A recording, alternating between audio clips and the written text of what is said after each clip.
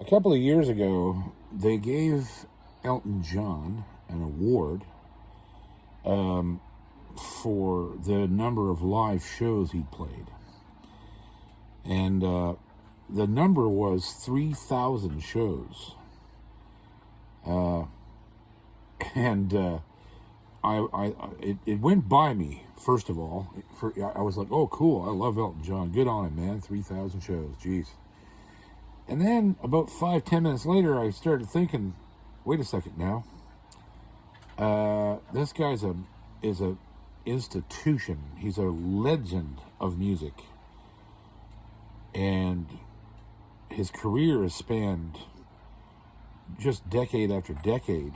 At that time, I don't know, 40 years or more. And 50 maybe, I don't know. He's still working today, to this day. Incidentally, I can't wait to see that movie about his life. I can't wait to see that. And it's coming out soon, I think. And I started thinking, 3,000 shows. Wait a second. So, even at that time, this is a few years ago, I added up my own touring history. And the number is shocking. In 39 years, I've played approximately 6,825 shows. That's an approximate number, but it's very realistic, and it's based upon, what I know about how many weeks a year I spend on the road and how many shows per week. And so I thought, I look at that and think, okay, I played 6,800 shows, almost 7,000 shows, right? And they gave Elton John an award for 3,000 shows. Isn't that cute?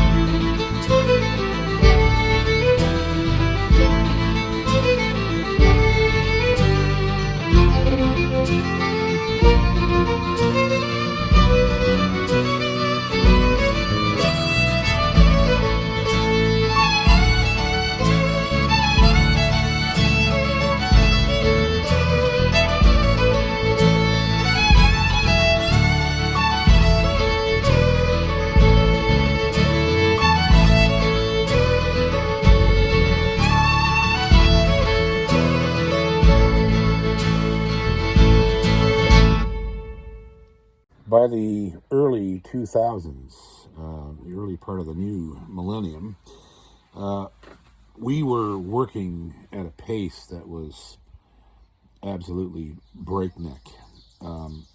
Between what Christine was doing in the office there in Halifax and me putting out record after record after record, and every record we put out seemed to win an ECMA and sold really well. Like I sold, God knows how many units I sold. I wish we'd have kept track. But because we were outside the industry, Karis never took note of us, or nobody kept track. And it's sad, because I think there might possibly be a few of those records, or even if they just gave me an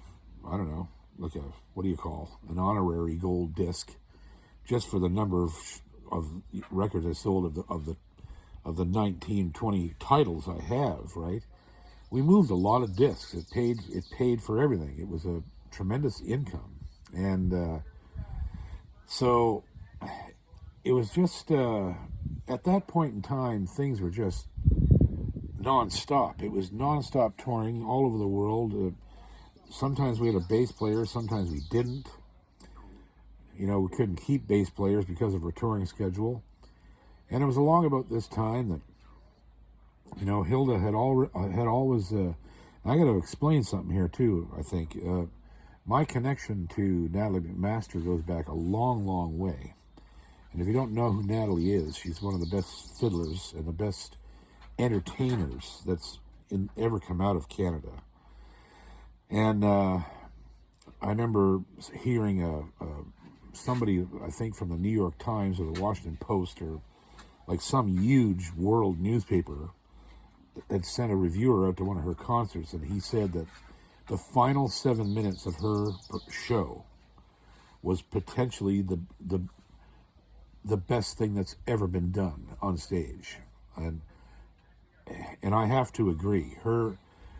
She used to close the show with this huge medley and end up dancing and playing at the same time, and it was an amazing thing to watch her, because she was just so charismatic and still is. I don't think she's really touring as much as she used to. Now she's got 44 kids or something. I don't know.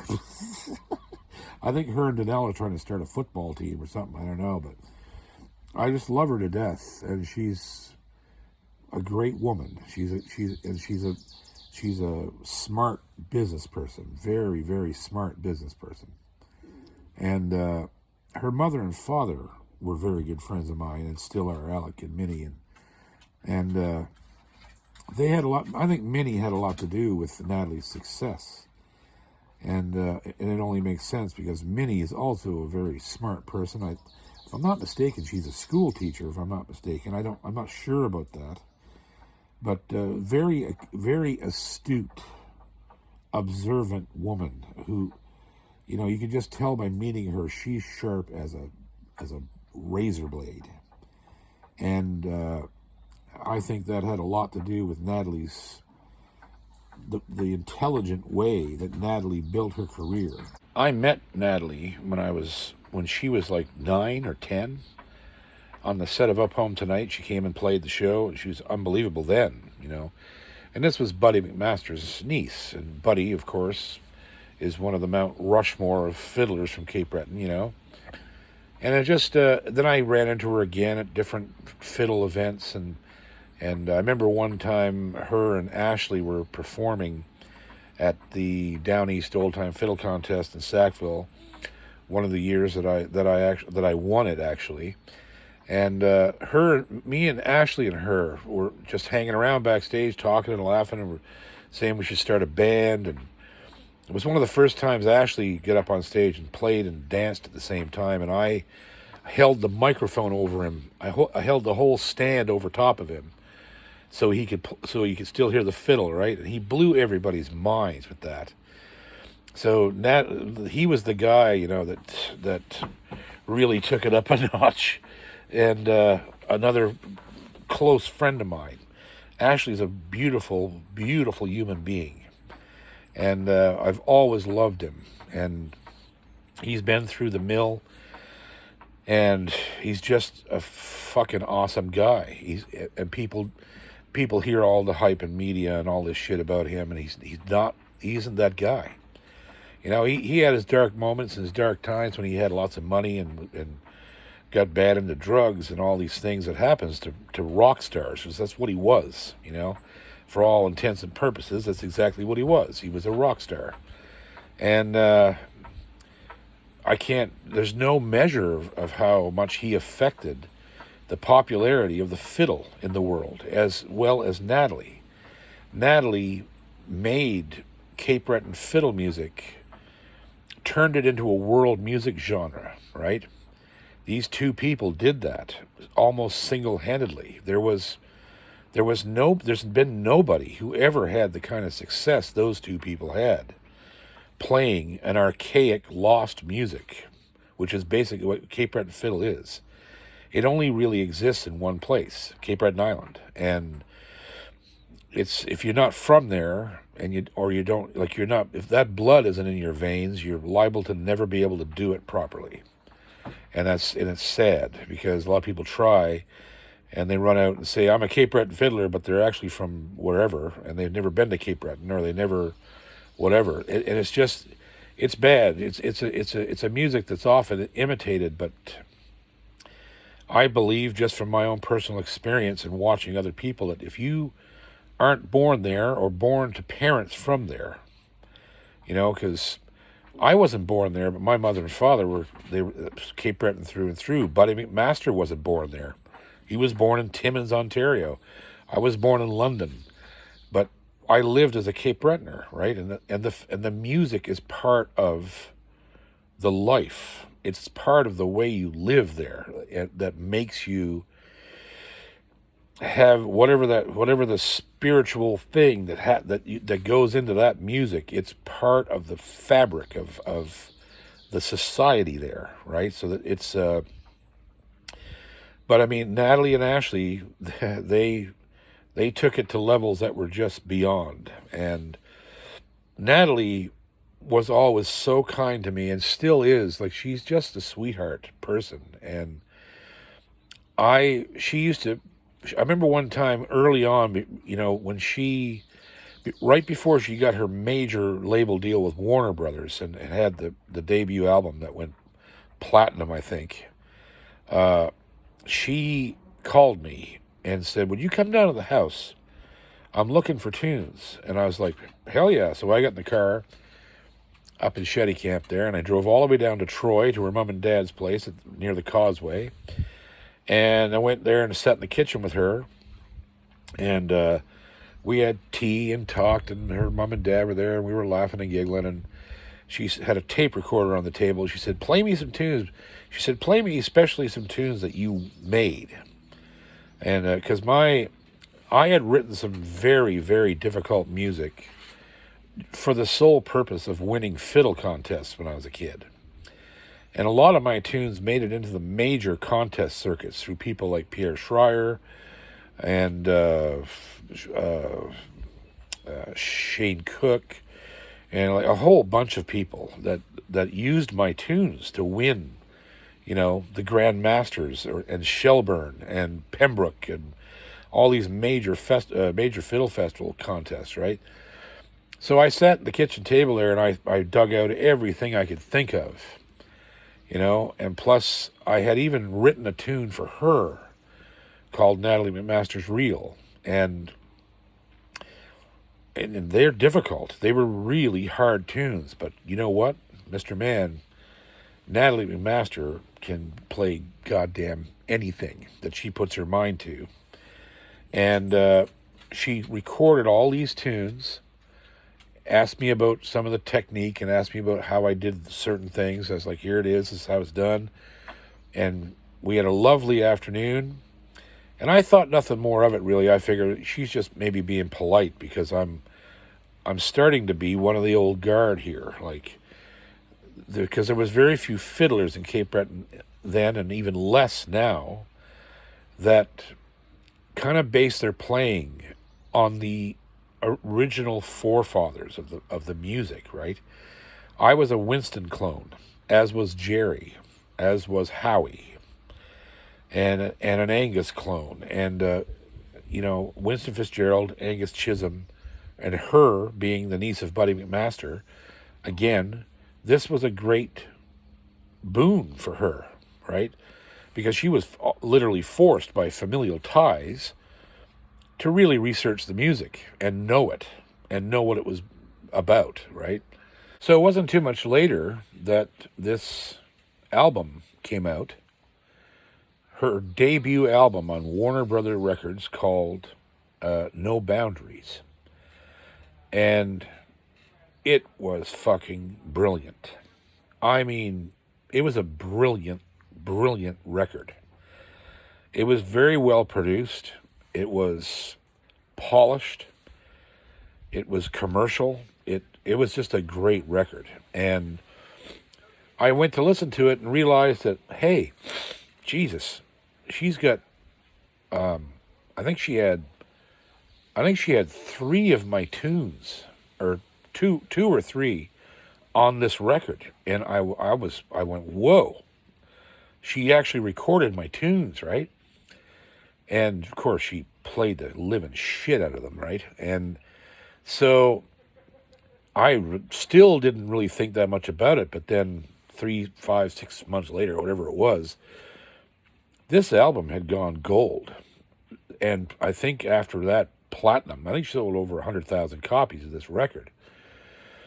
Well, boys, let me tell you, I bought a couple cars with the money I made from that record. And I never forgot her for that. Warner Brothers paid me a fortune for the use of those tunes. And then in another album called In My Hands, I think it was called, she did another couple of my tunes. And then it started happening all over again. And by the time it was over, I don't know how much money I made from Natalie. It was staggering. It was the most mechanical royalties I'd ever been paid up until this very day. I've never been paid even anything remotely close to what I made from her.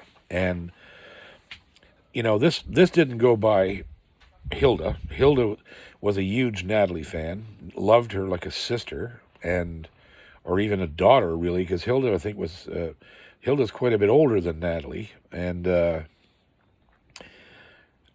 of course, that meant that Hilda loved the infrastructure around Natalie, right?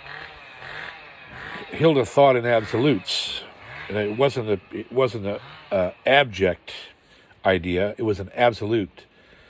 So Natalie is successful. That's because of Minnie and her manager, Andre Bourgeois, whose roots were in Shetty Camp. His father still lived there, was a great singer there. I love that guy. And so Hilda was always... We were without management at this time. I think Mickey and I had split, and we were without management, and we were doing okay with just Christine, because we had gone quite years with just her, and we were kicking ass. She was our everything. Christine did everything for us. But Hilda kept pushing to, we should have somebody like, if you had Andre, you could do this. If you had Andre, you could do that. And I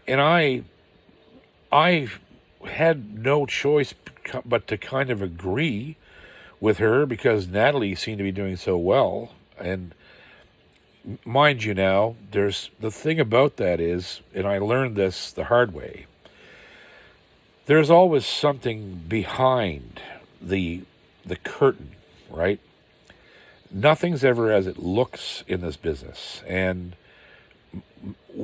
while Andre and any manager might look like the sole source of success for an artist, there's a lot more going on. And it was the same in Natalie's case. I think that Minnie had a tremendous amount of influence on the way things were going.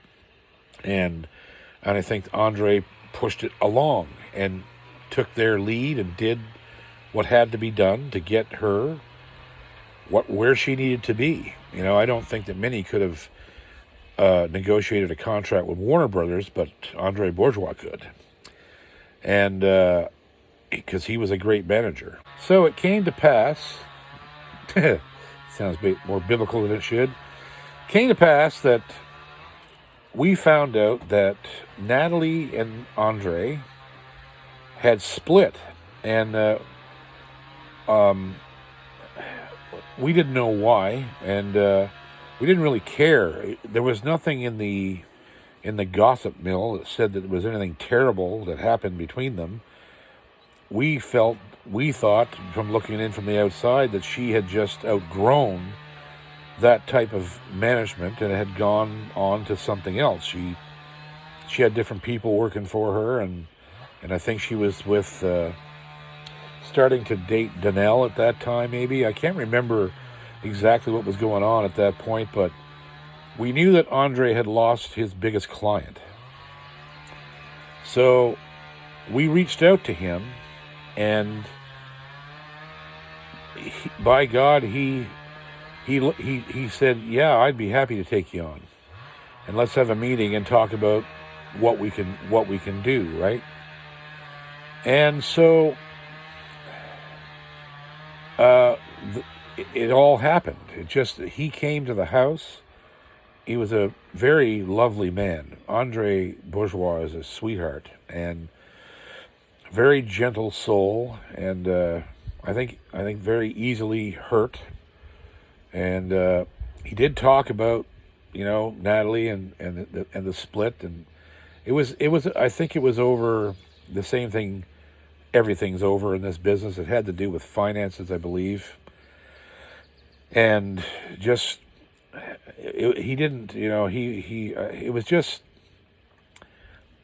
it was kind of sad, because I felt like they had both done each other a lot of good, and it came to an end poorly, and it shouldn't have. But anyhow, he sat at the table. We had a long meeting, and it looked like we were going to go for it, and I was very happy about that because the guy was a very hands-on type of management style. I mean, really hands-on. He came to gigs. He went and did things physically. He didn't sit in his house, in his office, just making phone calls, although that was a big part of it. He went out and got the job done. He would go see people. He would have meetings. He would show up at gigs. He would be there, right?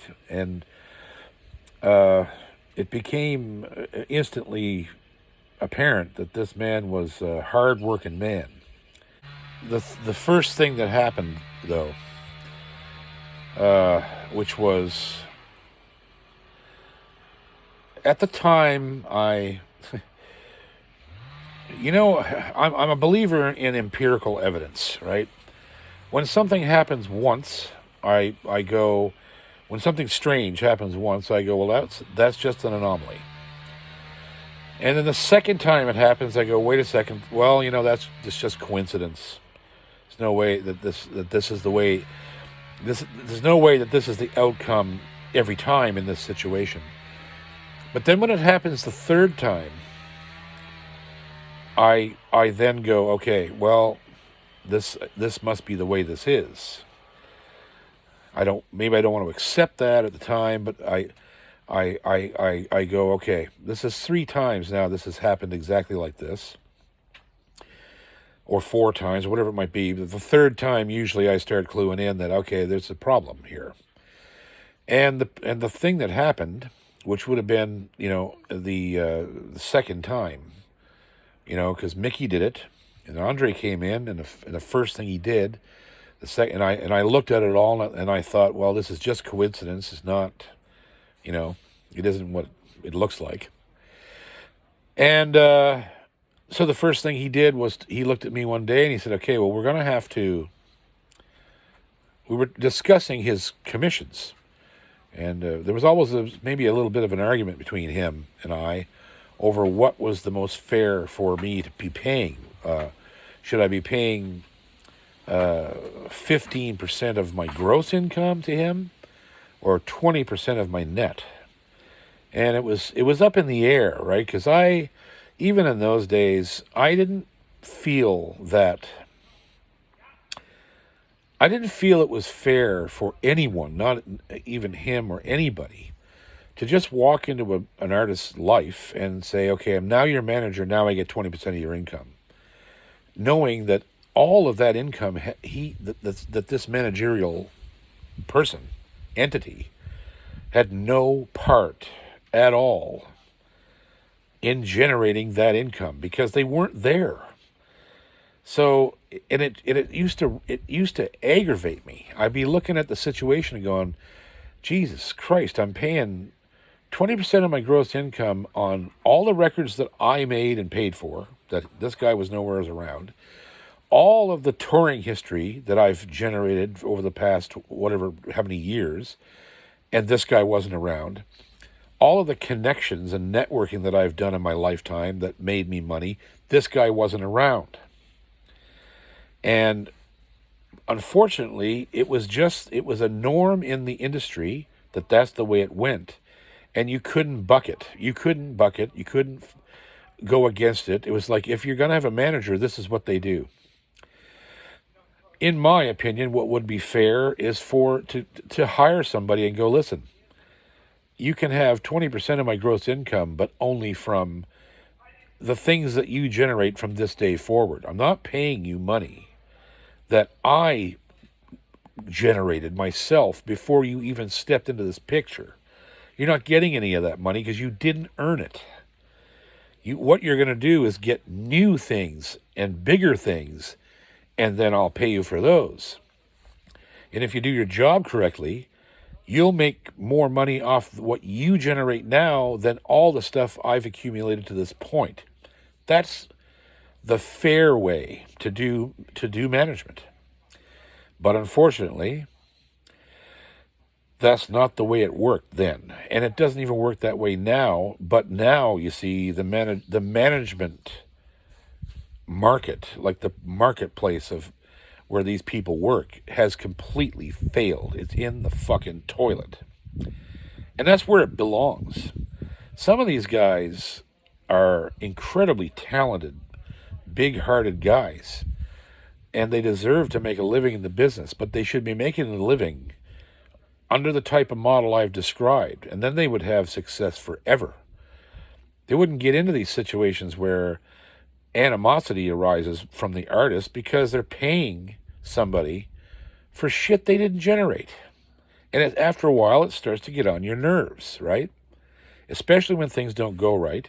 And things don't go right in this business. They hardly ever go right. So being a manager is almost like being doomed before you even step out of the gate. And then on top of that, you're dealing with every fucking mental illness that an artist has, which are many. And it's just, I have to take my hat off to these guys, really. I think their business model is completely broken and should have been fixed 40 years ago. And mind you, some guys go into this business with the model I've described in place. They don't take money from previous endeavors. They get new money and take a commission of that. Some managers do that, but they're few and far between. Most stay with the industry norm because that's what we allow them to do. I should get a goddamn t-shirt made that says that. That's what we allow them to do to us. Because that is the core of the music industry. That's the whole core of it, is what we allow other people to do to us, which usually involves highway robbery and artistic fucking murder. They take artists and destroy them in the process of trying to help them, really. But don't get me on a rant. Anyhow, after all that being said, leads me to what I started out with, and that is the very first thing virtually that Andre looked at me and said, you can't afford to pay Christine and me. And so I rejected this initially. Hilda did not. Hilda didn't want her around, and just didn't want her around. I don't think she liked her very much, to put it mildly. And Andre said, I don't want to work with her. I want to work with an agency that I'm used to. I want to put you with Feldman, who booked Natalie. And all of a sudden, everything came rushing back, with Mickey. First thing Mickey did was remove my agency and put me with another agent. And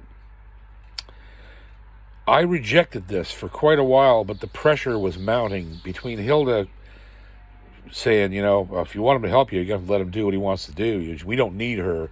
She's draining us every year, blah, blah, blah, blah, blah. But the truth of the matter is that we were intensely successful. Not only were we playing for more money than we'd ever played before, with no outside help.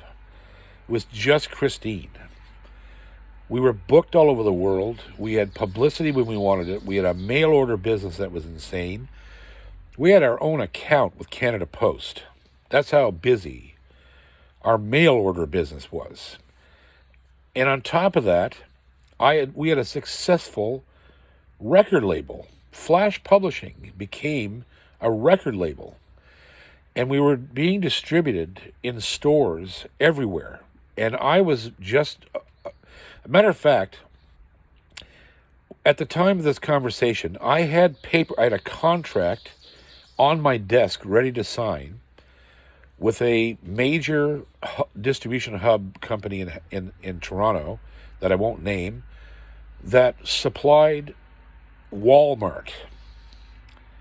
And I was the only independent label that had ever been considered for a vendor number with this company. They didn't give vendor numbers to Joe Blow, indie guy with no label, no machinery.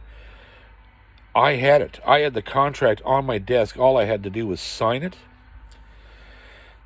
And they would have started ordering thousands of units to put in Walmart, every department store, every bookstore, I had that contract sitting on my desk. And Andre was saying, you don't need to do this. You should just be doing music. Let me handle the booking. I'll get you a label deal. We'll talk to Warner. We'll talk to EMI. We'll do whatever. And the pressure was just mounting. So finally, after a couple of weeks of this, I had to call Christine and because I couldn't take the pressure anymore. And I felt that Andre could help us. He was that good a dude. I thought, this guy's the real thing. He can probably Colonel Parker us into whatever wherever we want to be. And I'll be able to do less work and concentrate on playing and whatever. And so, but in those days I was a young man. I was in my 30s. I had lots of energy to do all the business and the playing and the writing and the recording. I didn't, even with Hilda continually writing me on everything, I just used to shut her out and shut everything out and do my job, right? But I was forced to finally make this phone call to Christine and tell her that I was folding the office and letting her go. And it was horrendous. It was the hardest thing that I've ever done inside this business, ever. Because she had done nothing wrong. She got caught in the crossfire of the people around me pressuring me to do what they wanted me to do. And, Hilda was a huge pressure. I was living with her. She was adamant that we do what Andre wanted. And when she got in that mode, there was no way to survive around that. So we closed up shop. And to this day, I still remember the last meeting. We had a meeting in the Triangle pub in Halifax. And we got inside one of the private snugs, her and I and Andre. And Andre had nothing against Christine at all, nothing. He liked her a lot and appreciated what she had done and knew he understood what was being shut down. And so I'll never forget it. It was just a few days before the office was going to be closed for good. I was paying Christine right till the end for her to administer the closure of the office and do the last few things that had to be done. And I'll never forget this. I had a list of things, a few things that had to be done before she turned her keys into the building. We had an office in the Roy building in Halifax at this point. And I read the list and to her, and I said, I don't know. I kind of felt like I might be making a joke. I didn't know. It just fell out of my mouth. It was just like hoping that she would be relieved by this process, maybe somehow, because she worked so hard for us for probably not as much money as she should have been paid. I can tell you that. And I said, so there you go. This is the last thing you have to do for me. And she started to cry and said, she looked at me, she said, don't say that. Please don't put it that way.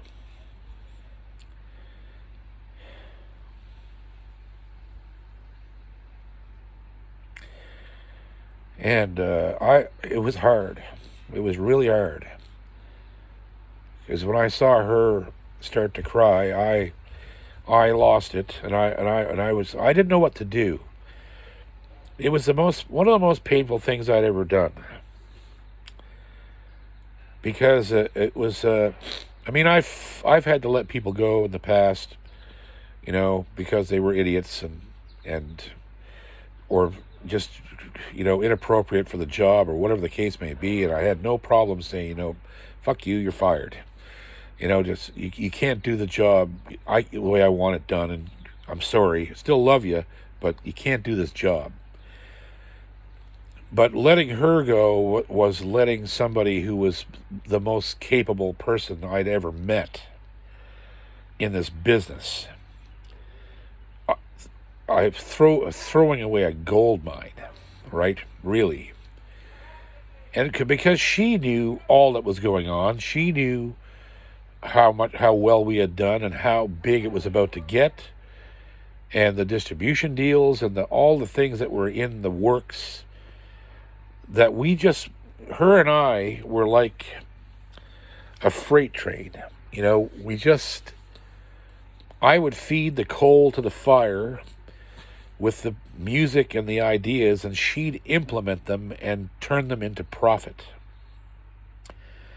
And she took direction real well, and she managed to ignore my marriage, which was a fucking feat that I don't even know how to describe what that must have been like in her head. But there we were, and it was over. An era, like 4 or 5 years, that I had total control of my own career and my own destiny. And she helped me do it. I could not have done it without her. And I had just set that bridge ablaze, thinking that I was moving on to something bigger and better. Because as smart as we like to think we are as people, and especially artists are so bad for this,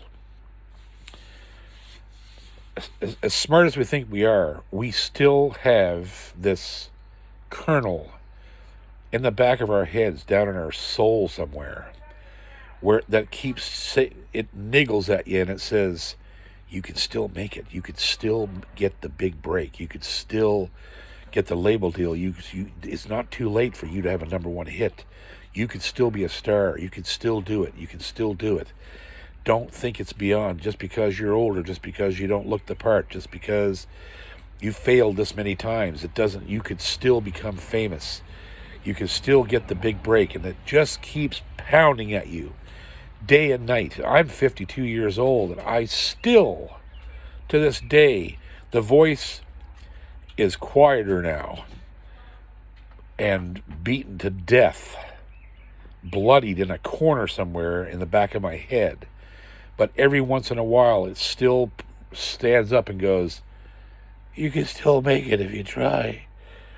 And it's a terrible thing to have that, to be a dreamer sometimes. And that was how this happened. I saw the success that Natalie had, apparently, with Andre at the helm. And in reality, that's never the case with anybody. There's always more than one person involved. But I saw Andre and knew him. He was a beautiful man. I loved him to death from the minute I met him. And I listened to that voice. It wasn't just Hilda pounding on me. It wasn't just Andre pounding on me. It was that thing, that goddamn gremlin in the back of my head. This could be it. This could be the one. If you don't do this, what if you don't do this? And you could have had a million seller. What if you don't do this? And you could have been a star, man. You better not. You're gonna be sorry if you don't do it. And it's just, and in those days when I was that young, I was 31 or 32 years old, and I was like, could very well have done it. Even though did not look the part, my personality was not the part. I knew too much about the fucking business to be the part, to play the part of a star, or whatever the hell you call it when you achieve that kind of success. But that voice kept picking, and I made the decision for that selfish reason. Even though I was throwing away my own prosperity, I was literally disbanding and dismantling something that I'd worked for years. We'd both worked for years to get where we were. And so there it was. Her sitting there with the tears dripping on the papers in front of her, going through boxes of things she brought from the office to see what was going where, and going back to vendors and accounts receivable, and just it was a nightmare.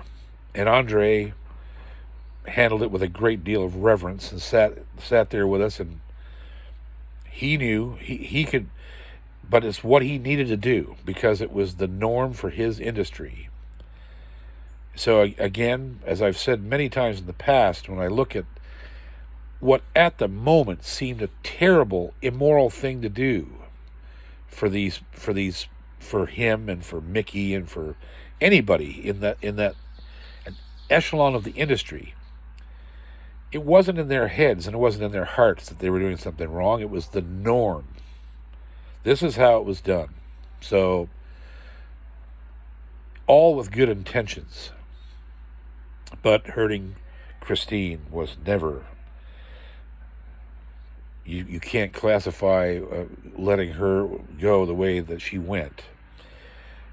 I still regret that. If I expect a few extra stripes on my back through life for doing that. And I got them, believe me. So, thus begins another adventure. I'm out in no man's land again, with a new partner at the helm, and I can honestly say that my association with Andre Bourgeois produced some of the best music that I ever made or recorded. And the story will be continued in the next episodes, but there was a lot of great things that came from my partnership with Andre. And but of course it was doomed. It was, as all things like this are, unfortunately. But I was back in no man's land, and even with the sadness of losing Christine and my entire business model gone, I was still real happy about the future, the prospects of what was going to happen with Andre, and the potential that was there. And the potential was indeed great. But when I think about it now, I have to... There's lots of things when you're an artist for a living, like I've been and many people have been. It's easy to look back on things and call them regrets. But while they are regretful. A lot of things that happen. Most of it is growth. And it's growth that needed to happen much earlier in your life most of the time, because if you'd have had that growth and that knowledge earlier, you could have made better decisions. And you end up making bad decisions and hurting people and messing up and stuff because those bad decisions in the present cause the growth that should have come earlier if you'd have been paying attention. And almost nobody does pay attention anymore. It's just most people just kind of wander through blindly and hope for the best. And you can't do that. You have to, and of course, age and hindsight is, hindsight's 20/20, and it'll always be that way. And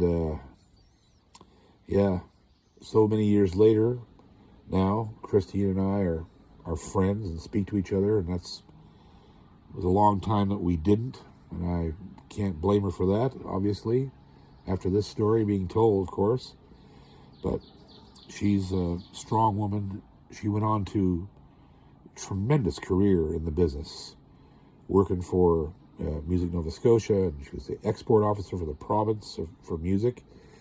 And she is still an incredibly talented human being, and stayed inside the industry and used the tools that we developed to continue helping artists. And I've got to commend her for it. She's led a tremendously good life, and she's a great person. And so that's a happy ending, right, for something that was very sad. But